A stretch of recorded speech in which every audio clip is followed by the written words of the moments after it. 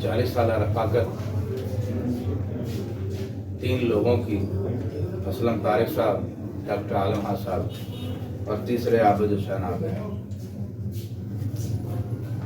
अब मैं ख़ास गुजार हूँ आबिद साहब से, तो वो आए और उस 35 से 40 साल रफाकत के हवाले से डॉक्टर आलम खान इजहार ख्याल करें नाब आबिद हुसैन।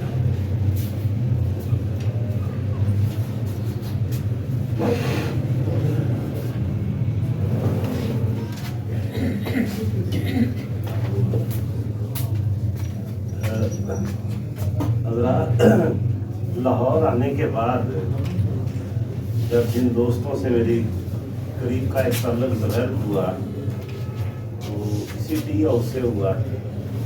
मेरे शहर के भी कुछ दोस्त थे यहाँ, उनसे तो था ही, जैसे जुवेद कासम हूँ, वो भी पिछले दिनों महीना हुआ फौत हुए।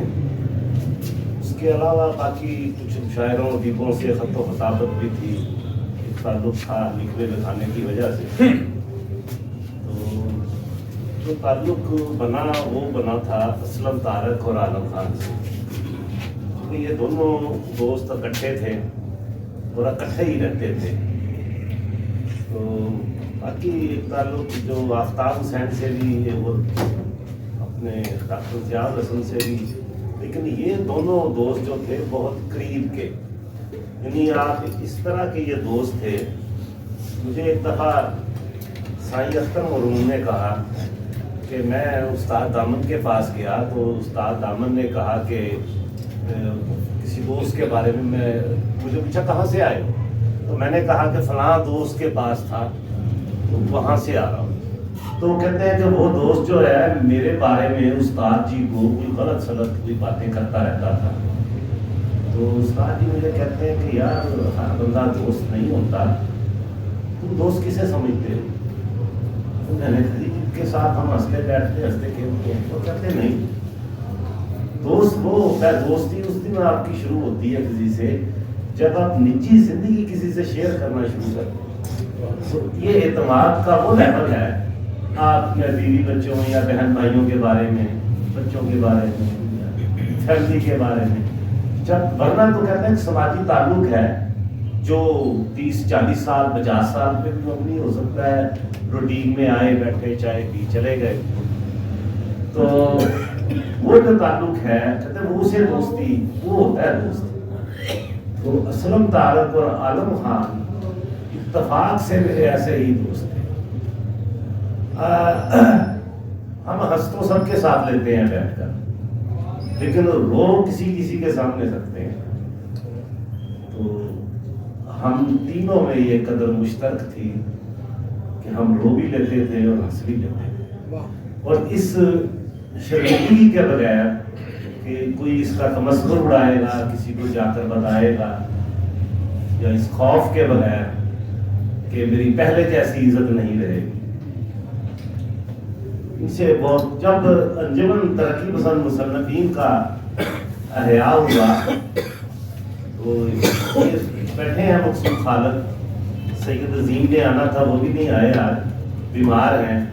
सैयद अजीम मरहूम आसफ शेख और ये मकसूद खालद, ये मेरे पास आए एक दिन, मुझे आके कहते हैं कि हमें किसी ने बताया है तो आप ये काम कर सकते हैं। मैंने कहा क्या काम कर सकता हूँ?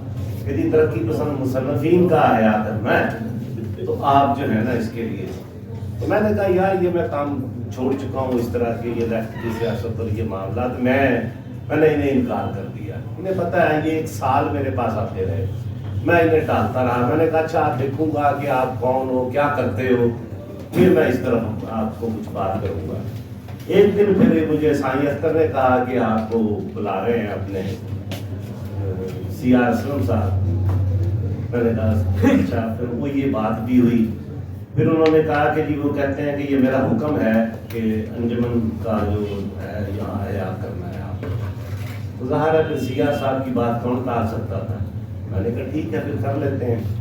तो ये वाकया ये बात इसलिए सुनाई कि जब एक दो मीटिंगें हमने की, सोहराब असलम भी आए, वो जुबैर राणा नहीं, वो जो आपके राणा साहब भुट्टो साहब ने उनका टार्चर भी करवाया, मुख्तार राणा وہ پہلے اجلاس میں مختار رانا بھی آئے تھے اور سہراب اسلم بھی دوسرے اجلاس میں وہ خبر پڑھ کے آ گئے کہ انجمن کا کوئی اجلاس ہوا ہے. تو اسی طرح خبر پڑھ کے جب میں انہیں دیکھتا تھا میں کہتا تھا یار نہیں یہ کام نہیں چلنا. ایک کشمیری تھے ان کے ساتھ کوئی دو کشمیری عادل کشمیری ایک دو بندے. جب میں بات کرتا تھا وہ انہیں سمجھ نہیں آتی تھی تو وہ کہتے تھے آپ یہ کیا کر رہے ہیں. ایک تو انہیں کوئی فنی معیارات کا پتہ نہیں تھا, تنقید کا پتہ نہیں, بلکہ تخلیق کا بھی پتہ نہیں تھا. کچھ دوست ان کے ساتھ ایسے تھے تو میں بڑا مایوس ہوا. میں نے کہا یار یہ کام نہیں ہو سکتا, آپ کے ساتھ لوگ ہی اس طرح کے انہیں پتہ ہی نہیں ہے لٹریچر کا. تیسرا اجلاس تھا, ہم انڈور کرتے تھے پہلے. وہ سید عظیم کا آفس تھا شاید وہاں چین روڈ پہ. تو پھر ہم ڈوٹا ٹی اسٹال میں آئے تو پھر ہم باہر نکل آئے باقی یہاں ٹی ہاؤس, پھر چوپال, پھر ٹی ہاؤس. تو اسلم تارک اور عالم خان پوچھتے آئے کہ اجلاس فلاں جگہ پر ہوگا, یہ خبر تھی. جب میں نے انہیں دیکھا تو وہ اچھا تم ہے, وہ میں کیا میں تو شکر ہے قانون دوسری بھی ہے. اچھا تو یہ آئے تو میں نے اس دن انہیں کہا تھا کہ اب انجمن چلے گی. میں کہ اب اصل وارث جو اصل لوگ ہیں وہ آ گئے جو ادب کو سمجھتے ہیں, اس نقطہ نظر کو سمجھتے ہیں. تو ظاہر ہے کہ پھر بہت ایک طویل نشستیں. ایک تو زمانہ تھا ایچیسن میں اسلم تارک رہتے تھے تو ہمارا جمعے کا دن وہاں گزرتا تھا. میرا ہاف ڈے ہوتا تھا یہاں سے ایمان رمضان سے اٹھ کے میں سیدھا وہاں. تو بھابھی مرحومہ بڑے اچھے ہمیں کھانے کھلاتی تھیں, بڑی لذت تھی ان کے ہاتھ میں. اور وہ کوئی ایسی چیز پکی ہے تو انہوں نے کہنا عالم بھائی کو فون کریں, عابد بھائی کو فون کریں, آج شہر میں ہڑتال ہے, ہوٹل بند ہو گئے, وہ کہاں سے کھائیں گے. تو یہ بھی ایک اس طرح کا بھی شام تک وہاں بیٹھنا. ان دنوں پہلے جب انجمن شروع نہیں کی تھی 2 دن ہم انارکلی بیٹھتے تھے, ایک بدھ کا دن, ایک جمعے کا دن. یہ 2 دن ہوتے تھے جب ہم اکٹھے ہم وہاں بیٹھا کرتے تھے. تو جیسا کہ دوستوں نے کہا کہ وہ مجلسی زندگی کے آدمی تھے, تھوڑا سا ان کے میں جو تخلیقی کام ہے ذرا اس پر 2-3 باتیں وہ بھی عرض کر دوں. کہ ایک تو ان کی کتاب ہے غلام جسموں کا نوحہ. غلام جسموں کا نوحہ اگر آپ پڑھیں, جن دوستوں نے پڑھی ہے, تو ضیاء کا پورا پیریڈ, اس کی سفاکیت, اس کی لعنت, اس کی وہ ظلم, بربریت, شخصی آزادی پہ بولنے پہ پابندی, پورا عہد آپ کو اس میں سانس لیتا نظر آئے گا. وہ افسانے ان کے جو افسانے ہیں, مثلاً جا چکے آدمی سے جا چکے سے مکالمہ. وہ جا چکے سے مکالمہ ایکچولی وہ بھٹو کے حوالے سے ہے, انہوں نے وہ لکھا ہوا ہے. اچھا پھر وہ جو افسانہ ہے غلام جسموں کا نوحہ, آپ پڑھتے جائیں سارے افسانے اس کتاب کے, تو وہ جو عہد ہے اس میں جو کچھ لوگوں کے ساتھ ہو رہا تھا وہ انہوں نے پورا کا پورا ان افسانوں میں بند کر دیا. ہم انہیں کہا کرتے تھے کہ ڈاکٹر صاحب جس طرح کی نثر آپ لکھتے ہیں, یہ جو نثری نظم لکھنے والے ہیں چند ایک 2 بندوں کو چھوڑ کر, یہ تو آپ کے افسانے ویسے ہی ہیں کہ ایسے لائنوں میں الگ الگ لکھنا شروع کر دیں. یہ طویل نثری نظم نہیں ہے, ان کا اسلوب ایسا تھا کہ یہ تو نثری نظمیں ہی بنتی ہیں. واقعہ تو اس کے بعد پھر ان کا ایک اور ایک ایشو جو تھا وہ اصل میں رومانوی ادب کی جو رومانوی تحریک تھی اس سے بڑے متاثر تھے. یہ رومانوی تحریک کیا ہے, مظاہر فطرت, تخیل اور شدت خیال کی شدت پسندی اور باغیانہ رویہ جو ہے, یہ ان کی تحریروں میں بھی موجود تھا اور یہ ان کے مزاج میں بھی تھا. وہ کچھ عرصہ بندے کو برداشت کرتے تھے, جب دیکھتے تھے کہ یہ اس طرح کا نہیں ہے تو خود ہی اسے کہتے اچھا بھی خدا آپ چلیں, وہ آپ کا دوست ہے. تو اس طرح بھی کرتے تھے وہ. یہ ایک ان کے رویے میں بھی یہ چیز تھی. تو یہ وہ رومانوی. اچھا پھر یہ آپ کا دریا جو ہے اس کے پہرے انہیں زبانی یاد تھے اور وہ انہیں وہ سناتے تھے. اچھا وہ آخر تک نہیں بھولے وہ پہلے. وہ جو اس کا کردار ہے نیلم گوتم بر کا, میرا خیال ہے کہ عالم خان نے وہ اس کردار کو خود پر اتنا طاری کر لیا تھا, ویسے ہی انہوں نے کسی گوتم کے پیروکار کی طرح ہی انہوں نے زندگی گزاری ہے. ایک دفعہ انہوں نے نا چرخہ دیکھا, چرخے کا ایک چھوٹا سا, وہ میرے شہر میں لوگ بناتے تھے. مجھے کہتے ہیں یار یہ چرخہ, میں نے کہا میں آپ کو لا کے دوں گا. मैं उन्हें एक पीस ला के दिया, वो डेकोरेशन पीस था। पर फिर एक दफा कहते हैं ये गौतम बुद्ध का जो मुजस्समा है ये ढूंढना है। फिर उन्होंने गौतम बुद्ध का मुजस्समा ढूंढा, जो उनके रहस्य दोस्त जाते थे, तो अब तो मुझे नजर नहीं आया, पहले गौतम बुद्ध का मुजस्समा भी उन्होंने कमरे में रखे रखा। तो वो नीलम गौतमबर्ग का जो किरदार था वो उससे बहुत ज्यादा मुतासर थे। ये तो उनकी फिक्शन के अच्छा। फिर एक अफसाना उन्होंने यहाँ पढ़ा था समरी कोट, अगर दोस्तों ने जिन्होंने सुना हो, वो समरी कोट अफसाना भी वो जो ज़िया के जमाने में वो जो फौजी अदालत लगती थी, वो सजाएं सुनाते थे, वो बिल्कुल ऐसा था।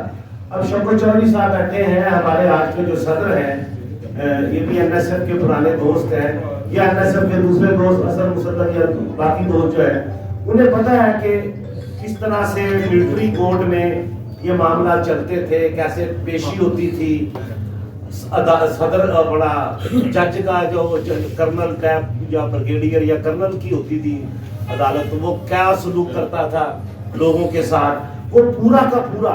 अब जो जिसने वो है देखा या जिसने वो पॉलिटिकल सियासी सरगर्मियों में जो दोस्त थे उन दिनों में सियासी सरगर्मियां करते थे और उन्हें जिस अजियत का सामना करना पड़ा, तो वो हर बंदा यही समझता था कि ये समरी कोर्ट में मैं पेश हो रहा हूँ, ये मेरी बात कर रहे हैं आलम खान। तो आलम खान भी नौकर की जब वो लड़ाई हुई थी, हाँ जी, तो किसान का, तो वहाँ वो भी पकड़े गए थे, वो भी अंदर रहे थे, तो जेल का भी उनका एक तजुर्बा था। एक उनका पहला अफसाना है इसी किताब का, उसका नाम मेरी कहानी या पहली कहानी, शायद पहली कहानी है शायद, वो भी ऐसा ही एक किरदार है उसके अंदर भी। तो मैंने जब पढ़ा, मैं पहली दफा मैंने उन्हें पढ़ा, तो मैंने उन्हें कहा एक हाँ जी, हेलो, बात करो, खैरियत है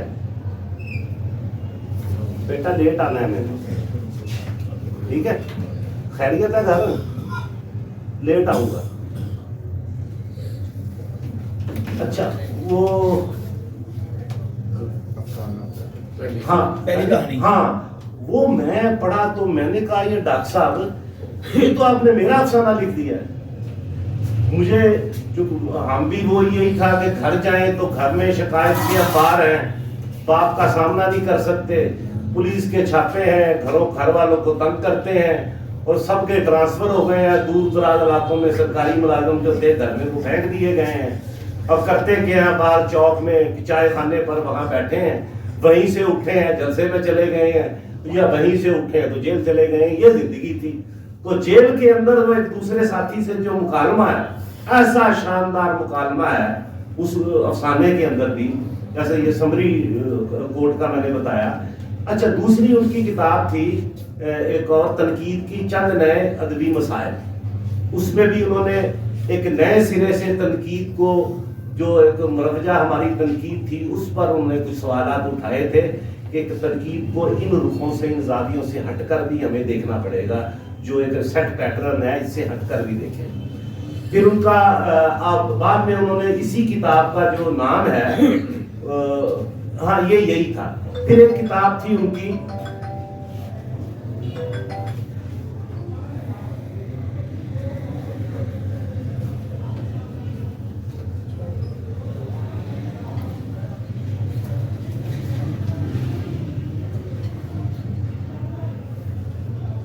मैं गुफ्तगू कर रहा हूँ, परेशान हो रहा हूँ, क्यों बार बार काले किए जा रहे हो, इसे रोको इसे। अब मुझे मैं परेशान है तो पता नहीं चचा को तो नहीं कुछ हो गया, सारी जिंदगी इसी खौफ में गुजरी है। कभी घर से फोन आया तो पता चल, ये तो नहीं आ रहा कि बाप मर गया है या माँ मर गई है या बहन मर गई है, अब चचा का है, सारी जिंदगी इसी खौफ में गुजरी है।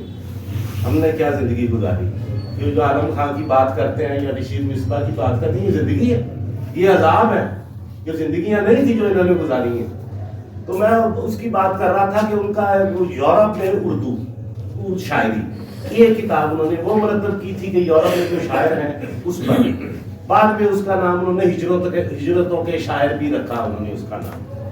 तो ये उनके جو کام تھا اس حوالے سے. اور اردو افسانے میں رومانوی رجحانات، یہ ان کا پی ایچ ڈی کا تھیسس تھا. یہ ان کے جو بڑا کام ان کا یہ ہے.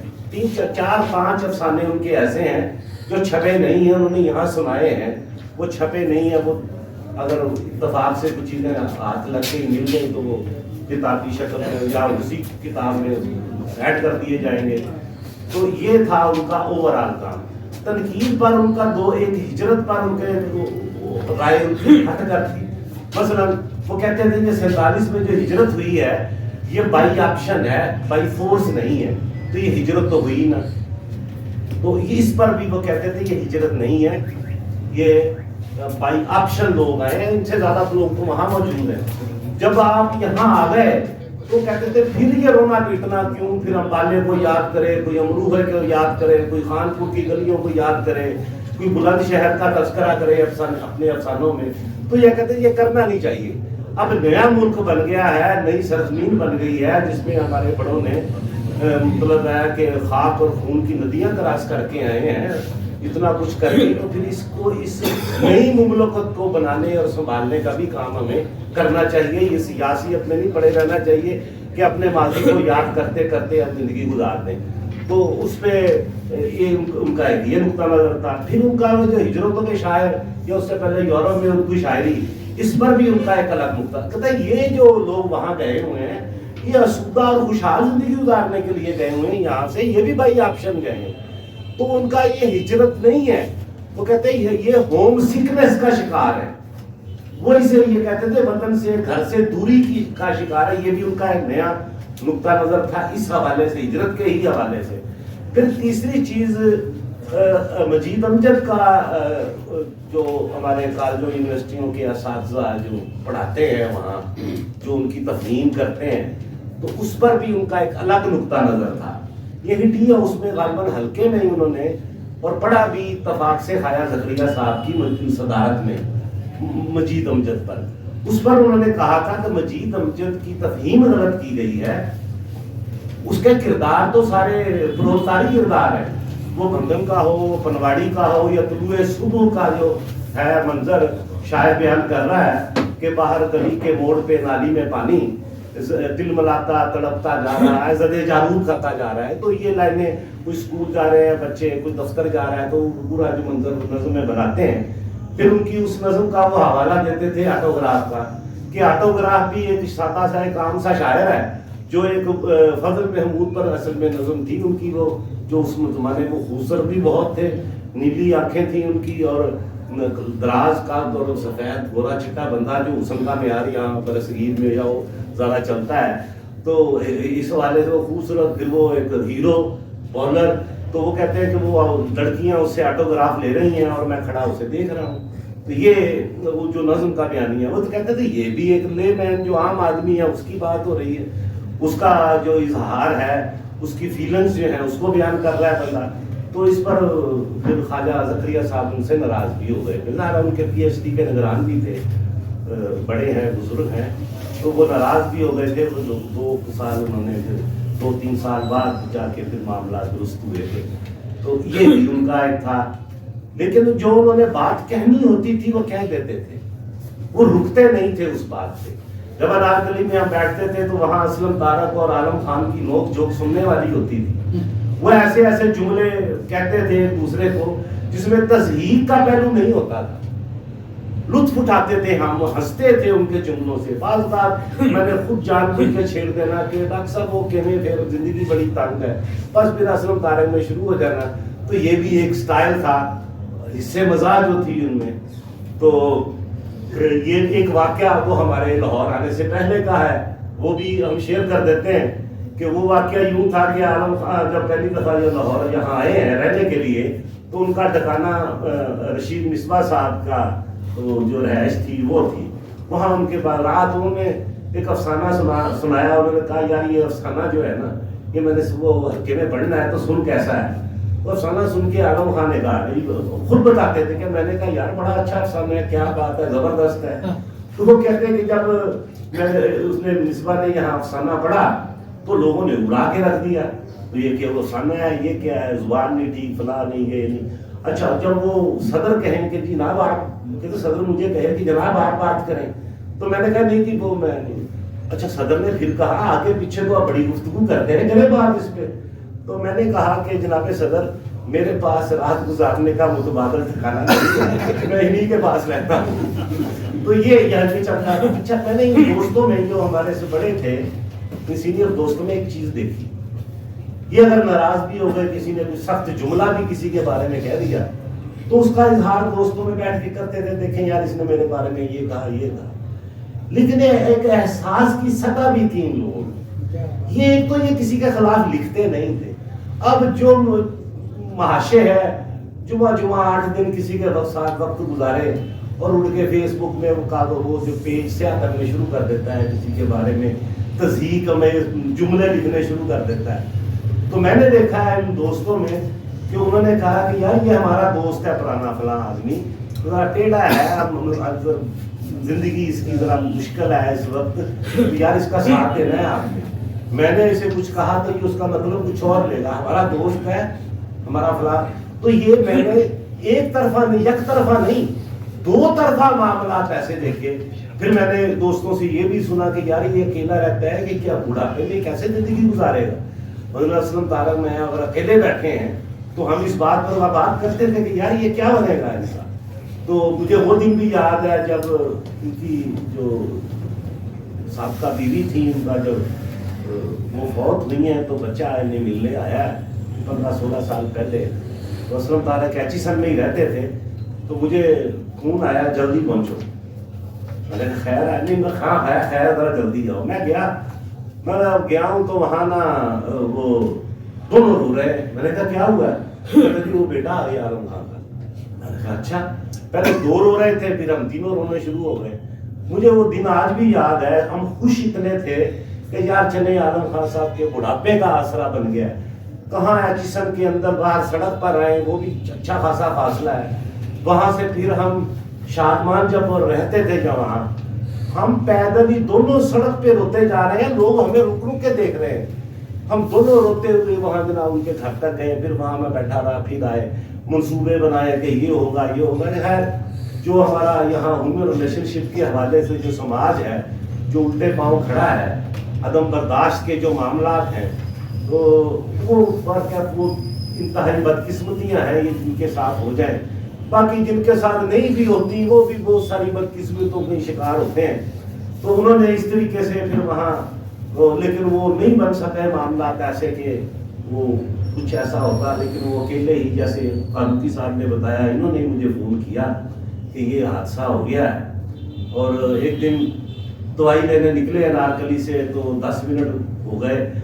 اسلم تارک اتنا پریشان، گھڑی دیکھے تو یار بھاگو یار، دیکھو کہاں چلا گیا، انہیں پتہ نہیں لگتا انہیں کدھر نکل گیا ہے. اسی طرح جب ان کا آپریشن تھا اس رات بھی یہی ہوا. انہوں نے سیڑھیاں ادھر سے اترنی تھیں، اتر ادھر سے گئے. پھر اپنے بیٹے کو بھیجا پیچھے کہ یار دیکھو وہ اسے راستہ بھول جائے گا، اسے پتہ نہیں چلنا، تو دیکھو کہیں گرنا گیا ہو. تو یہ لیول بھی تھا. وہ ایک دوسرے کے خلاف بھی کچھ دوست بات کر لیتے تھے، ہمارے نظریاتی دوست تھے، لیکن ایک دوسرے کا احساس بڑا کرتے تھے. عالم خان یہ بھی کسی دوست نے کہا، شاید خالق نے یا کس نے، وہ کہتے تھے کہ یار ایک دوسرے کی زندگیوں کے ہم سفر بنو. یہ ٹیبل پہ بیٹھ کے، چائے خانے پہ بیٹھ کے گفتگو کر کے چلے جانا، کوئی نہیں پوچھو تو صحیح وہ کس حال میں زندہ ہے بندہ. تو یہ وہ کہتے تھے. ایک شعر بھی سناتے تھے اس حوالے سے، کہتے ہیں ہمارے لیفٹ کے لوگ زیادہ تر ایسے ہی کرتے ہیں کہ بس کا سفر تھی زندگی جس میں شریک تو بھی تھا، جانے کا بانک لگ گئی، جانے تو کب اتر گیا. کہتے یہ نہیں کرنا چاہیے.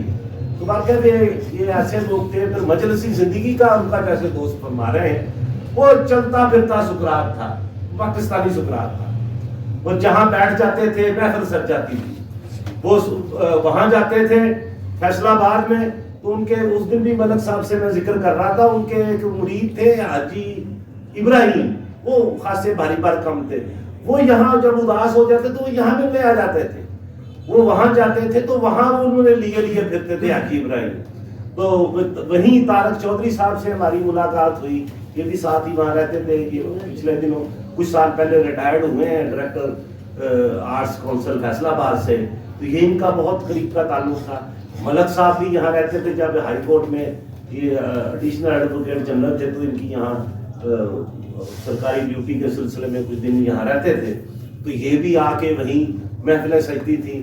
ملک بشارت تو کیسا کیسا دوست تھا جو ان کے ذریعے سے ملا، اور رات ملک بشارت کا فون آیا تو کہتے ہیں یار تعزیت ہی کر لئیے، جیسے یہ فرما رہے تھے۔ جب اسلم طارق فوت ہوا تو بیک وقت 2 فون بجتے تھے، کبھی ان کا اور میرا، اور دوست کہتے تھے یار تعزیت تو آپ دونوں سے بنتی ہے، آپ سے بنتی ہے۔ اب عالم خان فوت ہوا ہے تو فون مجھے آیا ہے تعزیت کا، میرے ساتھ تعزیت شیئر کرنے والا کوئی نہیں ہوتا۔ اب بڑی تکلیف دہ زندگی ہے، ایسے لگتا ہے جیسے لاہور میرے لیے ختم ہو گیا ہے۔ تو باقی زندگی ہے، یہ گزارنی ہے، یہ آگے چلے گی۔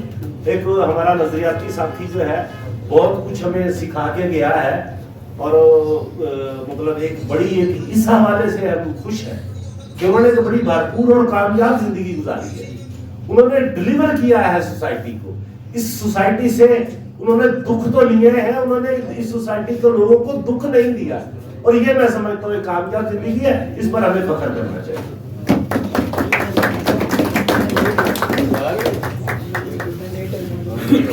بہت شکریہ